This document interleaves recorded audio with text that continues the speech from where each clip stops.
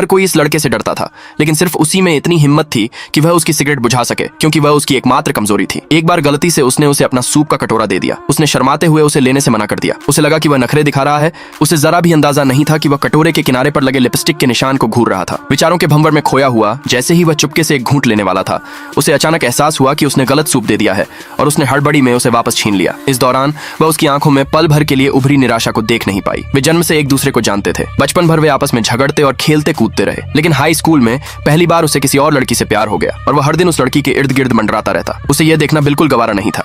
वह उसे वहीं के वहीं खींचकर अपने साथ ले गई। उसने तो जानबूझकर अपनी क्लास के सबसे होशियार लड़के से उस लड़की को घर तक छोड़ने के लिए भी कह दिया। वह गुस्से से आग बबूला हो गया और उसने पूछा कि आखिर उसने ऐसा क्यों किया। वह बस मुस्कुराई और बोली, क्योंकि वह होशियार है और गेम्स खेलने में भी माहिर है। उस दिन के बाद से वह पागलों की तरह गेम्स की प्रैक्टिस करने लगा, यहाँ तक कि वह क्लासें छोड़कर भी मुकाबले में हिस्सा लेने लगा। उसने उसे रोकने की बहुत कोशिश की और उसका माउस भी छीन लिया, लेकिन उसने बस इतना ही कहा, एक दिन मैं इतना जबरदस्त बन जाऊंगा जितना तुम कभी सोच भी नहीं सकती। फिर उसने प्यार से उसके बालों को सहलाया। उस पल उसका दिल जोरों से धड़क उठा। कुछ समय बाद उसे अपनी मनपसंद यूनिवर्सिटी में दाखिला मिल गया। इस बीच वह ई स्पोर्ट्स की दुनिया का एक उभरता हुआ सितारा बन चुका था। उसके अनगिनत प्रशंसक थे और वह जिस भी मैच में हिस्सा लेता उसमें अपना ही दबदबा बनाए रखता। फिर भी उसके सामने वह आज भी उतना ही बचकाना था जितना पहले कभी हुआ करता था। जब भी वह उसके मैसेज का जवाब नहीं देती तो वह गेम्स में उसे ढूंढने के लिए जमीन आसमान एक कर देता। एक दिन वह कैंपस में अपने सीक्रेट क्रश, जिससे वह मन ही मन प्यार करती थी, यानी एक सीनियर लड़के के साथ टहल रही थी। तभी अचानक एक साइकिल तेजी से उसकी तरफ बढ़ी और वह गिरते गिरते बची। खुशकिस्मती से उस सीनियर लड़के ने उसे थाम लिया। जब उन दोनों की नजरें मिली तो माहौल थोड़ा अजीब सा हो गया। ठीक उसी पल